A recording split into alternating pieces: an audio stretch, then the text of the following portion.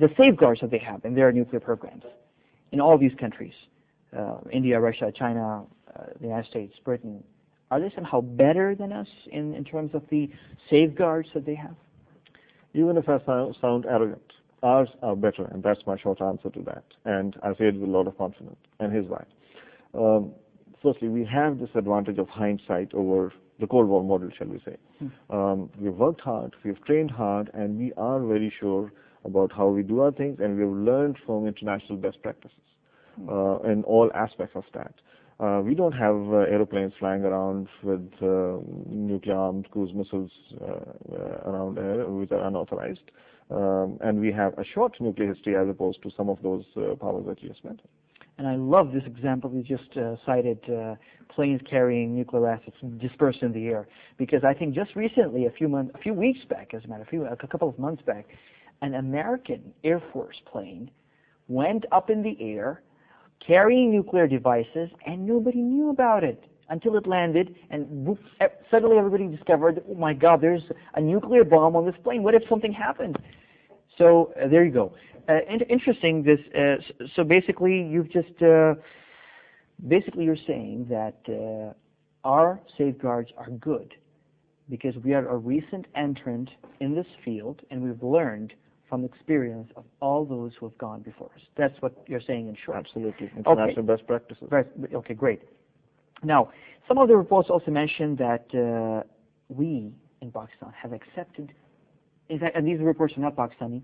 Again, these are American media reports leaked in the American media. And of course, I cannot expect a city mayor leaking these kind of reports. I'm sure there's somebody in a position of authority who leaked them.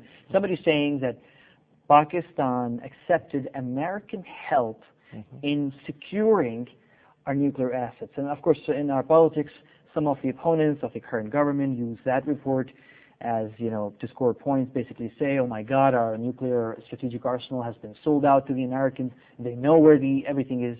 So basically, have we accepted American help? Look, our program is based on these two pillars, which are restraint and responsibility. We have the nuclear weapons because they evolved out of our threat perception. We know that we have this along with this capability comes responsibility, and we are very cautious of that. So ensuring nuclear security, nuclear weapon security, is our own interest, and that's what we do. We made the bomb, we have means to protect it, and we are confident of that security. But we do not mind exposure to education and awareness. So we have ensured, and we have interaction with international best practices and approaches on that, but with completely in a non-intrusive way. We have ensured that. So what you're saying is basically when you just exchange ideas, you don't actually give access. Absolutely, that's out of the question. That was actually the red line that was defined even before we get into this exchange of ideas. Exchange of ideas, and then we do have some very rudimentary equipment and some training that has we have interacted with that, and the kind of figures that you have seen in the recent media is highly exaggerated. Really? Absolutely. Figures? You mean you mean money? In the sense of money, of how much we have been given as a help. Absolutely. And it was in the millions. I think it was some, I don't know, 60, 70, or $80 million or something. 100 million was 100 million on the papers. Yeah.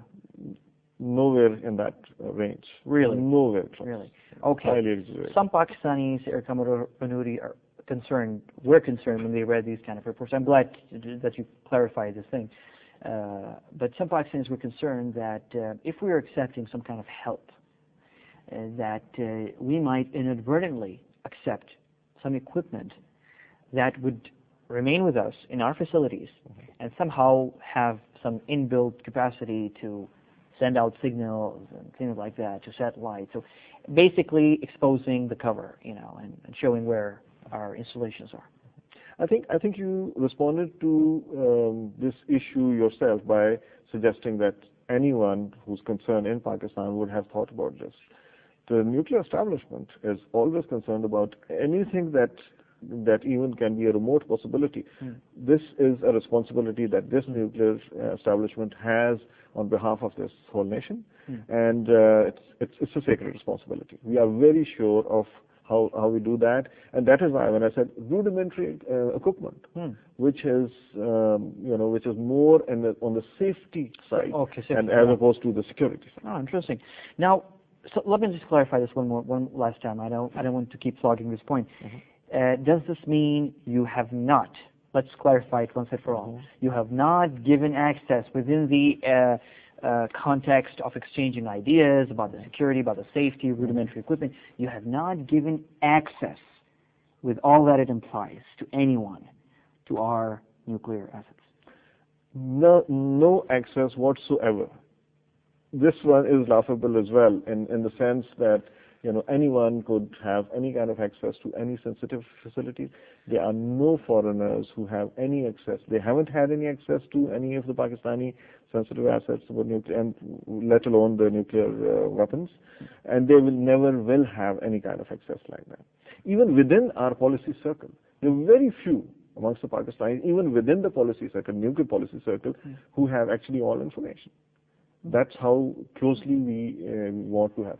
Absolute need to know. This is part of our, security. And of course, you will never disclose who are those within our circle who might know something about it. You're absolutely right. I won't. You won't. Okay, great. I want to press you on that one.